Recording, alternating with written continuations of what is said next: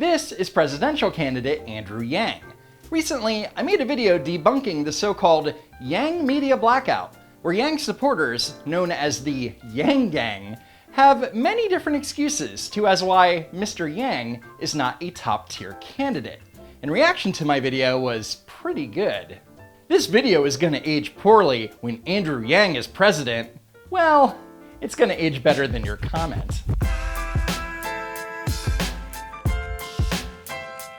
Andrew Yang has been pulling in more celebrity endorsements than all of them in the past month. Dave Chappelle, Norm Macdonald, Elon Musk, Childish Gambino, and the CEO of Twitter. Oh, celebrities endorsed Yang? Whoa, make him the president. On the other hand, Joe Rogan did sort of endorse Bernie Sanders. I'm so torn. Sadly, your ignorance is the classic example of why America doesn't deserve Andrew Yang. Oh, I agree. America does not deserve Andrew Yang. Yang is the greatest thing to ever happen to politics. Yeah, not sorry. Looks like Yang is becoming a threat. Let's dedicate an entire YouTube hit piece on him. Then, by that logic, when a channel like E Pluribus Unum posts multiple videos about me in my channel, is that because I'm a threat? And none of these are worth watching, by the way. Then there's this video. This, man? No. Man's too generous. This beta male? No, accurate, but a little mean. Let's just go with guy, yeah. This guy insulting me right out of the gate is ironic, considering that his channel is called Humanity First. My pear has officially been prickled. Prickled enough to issue some major corrections. Major corrections? That must mean that he's going to present well-researched and well-thought-out arguments. I haven't watched it all, but like the first 4 minutes, so you guys are like getting my genuine reaction here, my genuine rebuttal. Oh, he didn't watch it all. I'm shocked. So much for well-researched, huh? Well, let's watch a clip anyway and give this guy a chance. If you've been running for over 2 years and the highest number that you can hit in a DNC-approved poll is 5%, then that might be a sign that you're not going to be the Democratic nominee. A minute in and he has already spread so many establishment misconceptions and obviously hasn't done even the slightest amount of research as to why Andrew Yang is pulling at these numbers. So what's his major correction to my analysis? Yes, the polls are rigged. He is pulling low due to the DNC artificially choosing to break from historical norms surrounding the January debate. Historically, the thresholds would have been a little bit lower. He has no idea what he's talking about. To qualify for the January 2020 debate, candidates needed to hit a minimum of 5% in 4 national polls and or early state polls, or 7% in 2 early primary polls. But Humanity First's claim that it was historically lower is incorrect. I know you're shocked. Because to qualify for the January 2016 debate, candidates needed to hit 5% in either 5 national polls or 5 early state polls, which unlike 2020 did not include Nevada. Notice that it had to be one or the other and not a mix of both. In other words, the thresholds were historically much higher. Andrew Yang was the most searched and claimed to be one of the winners via CNN's Chris Cuomo. So Andrew Yang deserved to be on the January debate stage because he was the most searched online, and CNN's Chris Cuomo declared Yang the winner of the debate? CNN's Chris Cuomo. Enough of that. Anyway, for this video, I decided to go through the nearly 4,900 comments that my last Andrew Yang video received and debunk some of the nonsense that I saw. First, why is Andrew Yang's polling average so low? The polls of the DNC are rigged. It's not hard to see. First off, the polls used as qualifying criteria for the debates are not polls of the DNC. For example, the polls used for the January debate are from a total of 21 polling companies and news organizations, and they were all decided on back in December 2018. Do you think that nearly 24 organizations were all coordinating with each other to rig the polls against Yang? You can't just say things like that without proof because that's dangerous and irresponsible. He is over 5% in many of the polls from a bunch of other sources that the DNC has regularly accepted in the past. This is not true, and I'll prove it. Take this commenter who posted a whole bunch of polls where Yang scored 5% or higher over a 2-month period. To qualify for the January and February debates, you needed to score more than 5% in 4 national polls or 7% in 2 early state primary polls. Which means that these California polls and this New Mexico poll don't count. And all of these polls are by polling companies that were not used as qualification criteria in 2015 and 2016. And this poll was taken after the January 10th deadline. That leaves us with only 2 polls that did in fact count towards the January debate. Also, when it comes to these polls, Andrew Yang's polling average is still only 5.29%, so are we supposed to be impressed? Of course, the commenter conveniently leaves out the 33 polls conducted during that time period that have Yang polling between 2 and 4%. But it's rigged because the DNC chooses which polls are actually considered for the debate stage. Yang is anti-establishment, so the DNC would choose the polls that don't have Yang at 5%, or at least try not to. Again, the DNC decided on which news organizations and polling companies that they were going to use back in December 2018. So please tell me how they could see in the future and know which polls Yang would do well in. Weighted polls ignore enthusiastic first-time and previously disaffected voters. How did our expert miss that? Oh, the polls are weighted. That's why Yang isn't polling higher. It's always something with the Yang gang. But if you look at the Emerson polls where Yang scores the highest, well, those polls are weighted too, so not a great argument. Also, a majority of polls are done over landline. Who still even uses landlines? I should point out that with Emerson, the polls where Yang scores the highest, the majority of the polls participants are from landlines. Well, he's not higher in polling because they used landlines. Only 60-year-olds used landlines. It's a demographic issue. So the whole polls are dominated by landlines thing is a myth. And to prove it, all we have to do is read the actual polls themselves. Of the 23 polls that went towards qualifying during the January debate, the majority of interviews were conducted via cell phone. And when it comes to YouGov polls, which are conducted exclusively online, Yang didn't score higher than 2%. But my landlines! The polls are inaccurate, the DNC is corrupt, and the voice of the guy in this video is annoying. Well, at least he got 2 out of 3 right.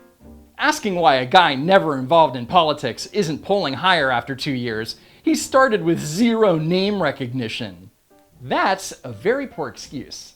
According to a very scientific poll that I posted on my community page, most of my viewers said that they had never heard of Bernie Sanders before 2015. However, if you look at Sanders' polling average throughout the 2016 cycle, you can see that he connected with voters enough to poll as highly as Hillary Clinton. And according to another very scientific poll that I posted, most of my viewers never heard of Mayor Pete Buttigieg before last year. So if you're going to use the excuse that Yang is polling low because he's new, then why did he even bother to run in the first place? I hate to tell Yang, but the reason he is polling so poorly is not because the voters do not know who he is, it is because they do know who he is. You're a senior political analyst? Yep. Is that a self-appointed title? Yep. Where was Trump's poll numbers at this stage? Trump was the clear frontrunner in polling who went on to place second in the Iowa caucuses and first in New Hampshire. And if you haven't guessed, the blue line is Trump.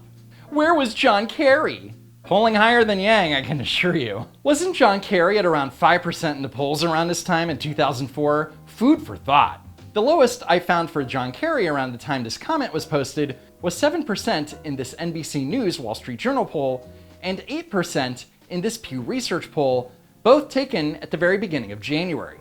But a Des Moines Register poll released the day before the caucuses showed Kerry narrowly in front at 26%.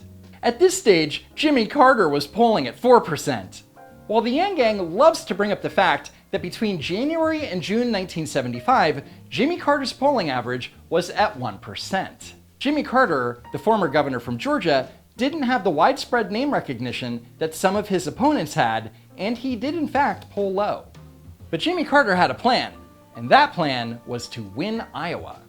Iowa was the first primary contest of 1976, and when Carter won Iowa, this brought him national name recognition and gave him momentum, not to mention a boost in the polls. Before Carter, no one had thought of campaigning extensively in Iowa before, and it was a move that paid off, and now everybody does it. But I see where you're going with this. The suggestion is that Carter and Kerry started out polling low, but went on to win the Democratic nomination, so that means the same thing will happen to Andrew Yang, right?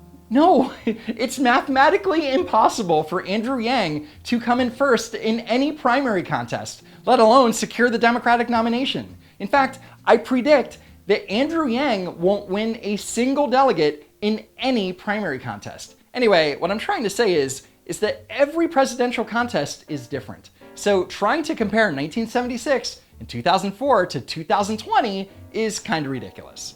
Another thing I mentioned in my video is that Andrew Yang is not a very aggressive debater, which leads him to less speaking time than most of the other candidates.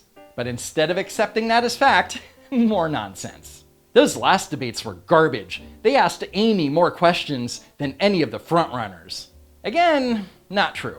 I went back and watched the December debate and made a spreadsheet listing each of the questions that the moderators asked the candidates. Biden and Sanders were asked 12 questions and 1 follow-up each. Buttigieg was asked 12, Warren 11, and Klobuchar was asked 10 questions, which means that she was not asked more questions than the frontrunners.